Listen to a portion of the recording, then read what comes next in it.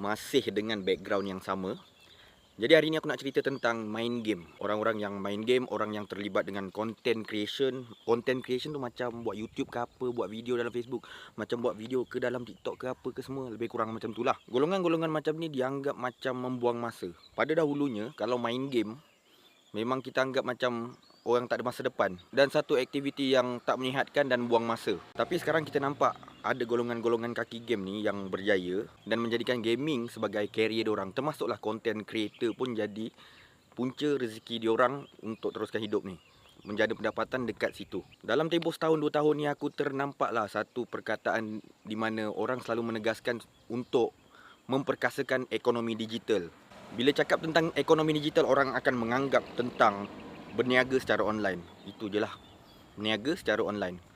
Bagaimana pula dengan orang yang main game? Itu digital. Orang yang content creation pun kerja-kerja digital. Apa yang aku anggap sekarang ni kan, benda ni macam dah terlambat sangat. Ya bagus, benda ni bagus untuk dijalankan, tapi nampak macam terlambat sangat. Aku cakap terus terang, aku minat benda-benda ni, content creation dan gaming, tapi tak pernah ada sokongan daripada dulu. Tapi sejak 2-3 tahun ni kan, bila aku nampak tim gaming Malaysia ada ranking dekat dunia sampai nombor top 5 gitu kan, memang tinggi. Aku perasan barulah time tu sibuk dengan bajet-bajet yang dikatakan bajet untuk e-sport. Sukan digital kan, e-sport. Time tu lah keluar 2 juta, 3 juta peruntukan untuk tim e-sport Malaysia. Jadi dekat sini segala career terbaru zaman sekarang ni, kalau tak menyerlah, tak ada orang yang akan support kau. Itu apa yang akan kita nampak dengan situasi sekarang. Lagi satu benda yang kita nak kena bagi tahu kan, dulu dengan sekarang tak akan sama. Cara kerja, cara menjana pendapatan, career dulu dengan sekarang tak akan sama. Dulu korang kena keluar dari rumah pukul 8 pagi, balik pukul 5 untuk dapat duit, ataupun korang kena keluar berniaga dekat mana-mana untuk dapat duit, untuk meningkatkan ekonomi korang.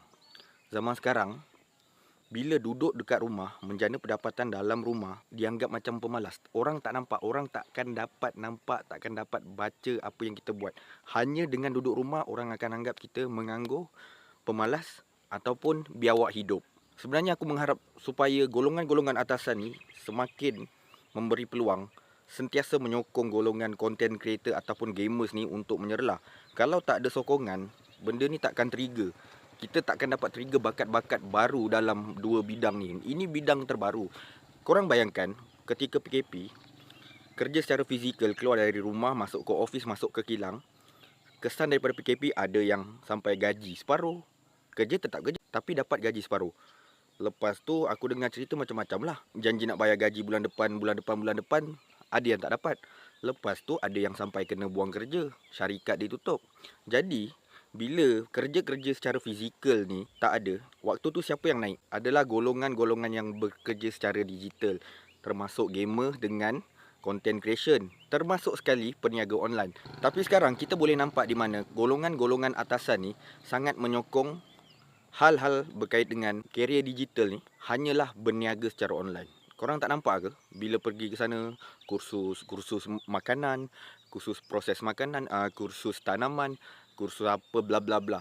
Tapi kursus berkait dengan hal-hal digital ni aku tak nampak.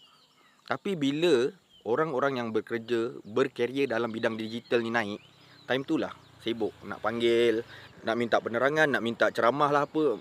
Aku perasan benda ni dan berlaku kepada aku sendiri. Jadi tolonglah, kita zaman digital, zaman dah maju ni, pandang budak-budak macam kita orang ni, bagi support, bagi bantuan ke, tolong supaya kita boleh trigger bakat-bakat kita.